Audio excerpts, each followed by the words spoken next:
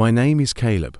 I'm 31 years old, and 3 years ago I took a job as the overnight groundskeeper at an abandoned summer camp in northern Tennessee. The place was called Briarwood Campgrounds. Back in the 80s and 90s, it used to be packed every summer with kids, counselors, bonfires, canoe races, all that stuff. But after a drowning accident and a bunch of lawsuits, the owners shut it down permanently.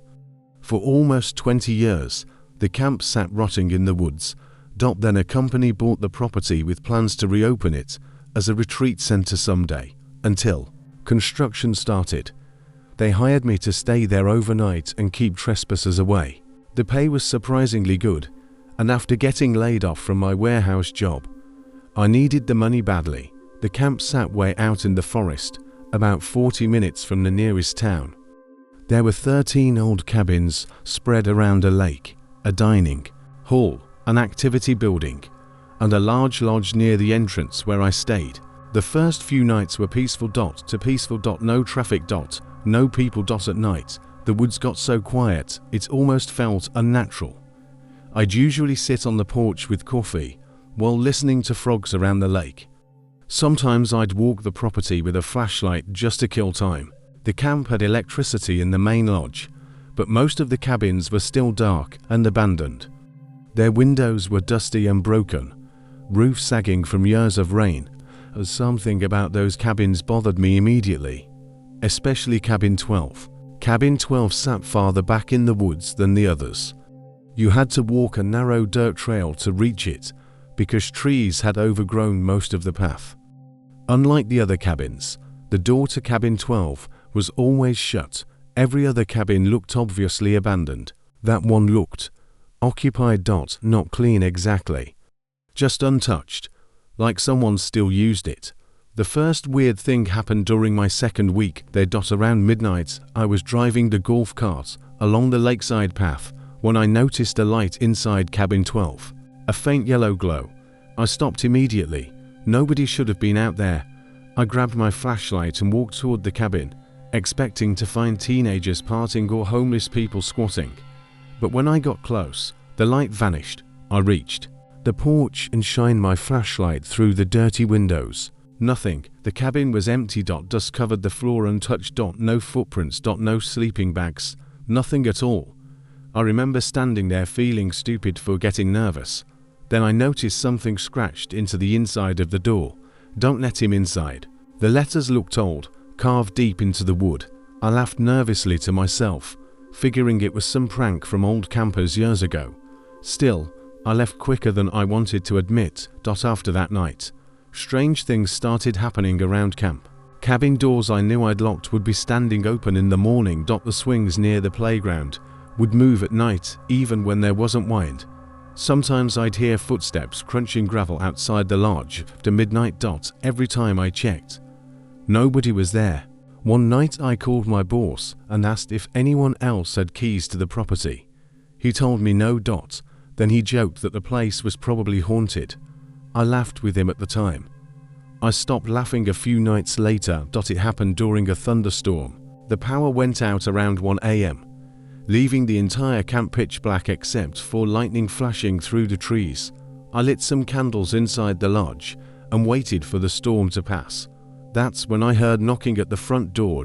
3 slow knocks. I figured maybe a hiker got caught in the storm somehow. When I opened the door, nobody was there, just rain pouring down outside. I was about to shut the door when I heard something from the darkness near the trees. A whistle. Short. Low. Then another. I shined my flashlight toward the woods. For half a second, I saw someone standing near the trail leading to cabin 12. All wearing dark clothes. Then lightning flashed again, and they were gone. I slammed the door shut and locked it. For the rest of the night I kept hearing footsteps circling outside the lodge. Slow footsteps, sometimes stopping directly beneath the windows.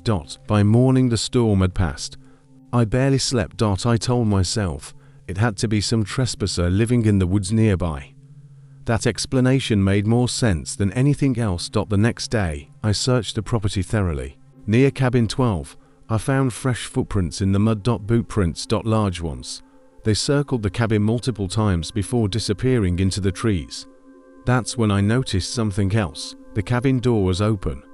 I knew for a fact I'd left it shut. I approached slowly, calling out, "No answer," inside. The cabin looked different somehow. The dust on the floor had been disturbed. Someone had walked through there recently.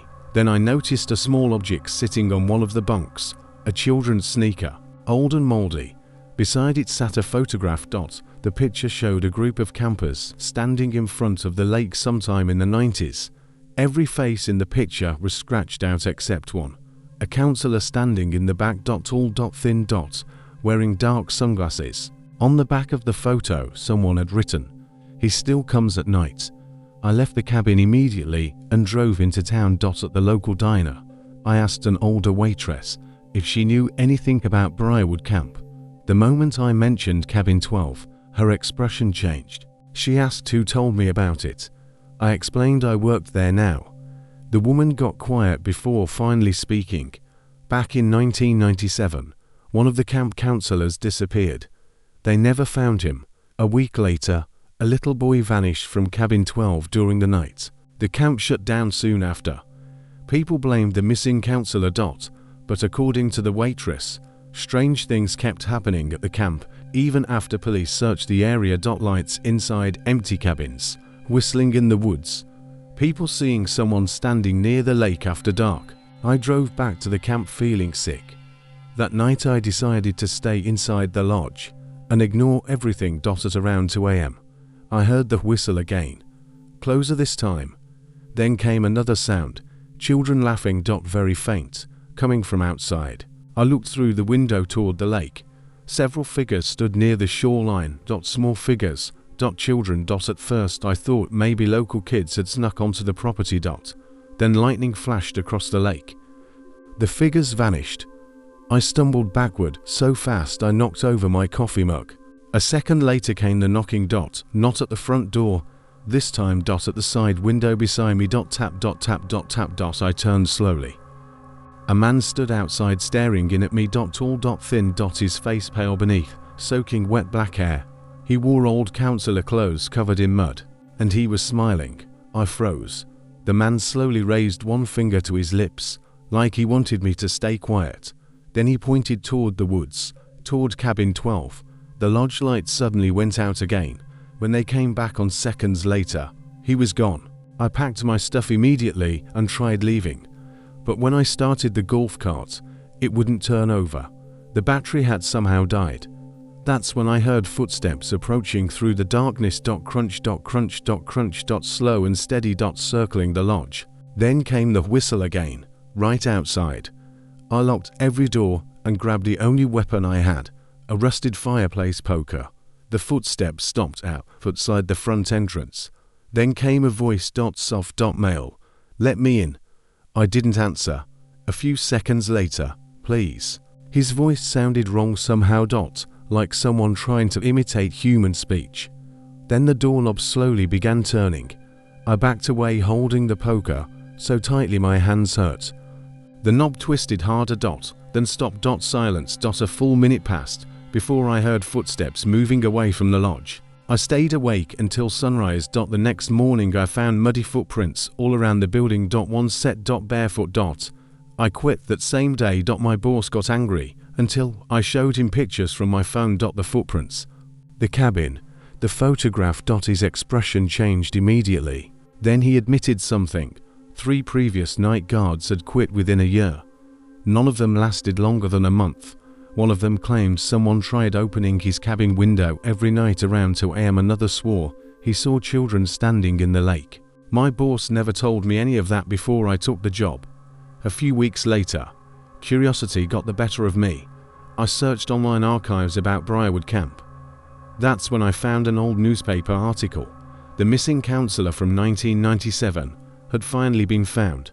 Technically, hunters discovered partial remains deep in the woods years later, but according to the article, police believe someone else had placed the remains there recently because the clothing was strangely preserved. Almost untouched. The article included a blurry black and white photograph of the counselor. The same tall man from the photo I found in cabin 12. The same face I saw outside the lodge window. I moved out of Tennessee long after that. I still think about that camp constantly, especially late at night. Because sometimes, usually around 2 a.m., I'll hear something outside my apartment window. A low whistle. Slow. Broken. Like someone wandering through the dark looking for a way inside.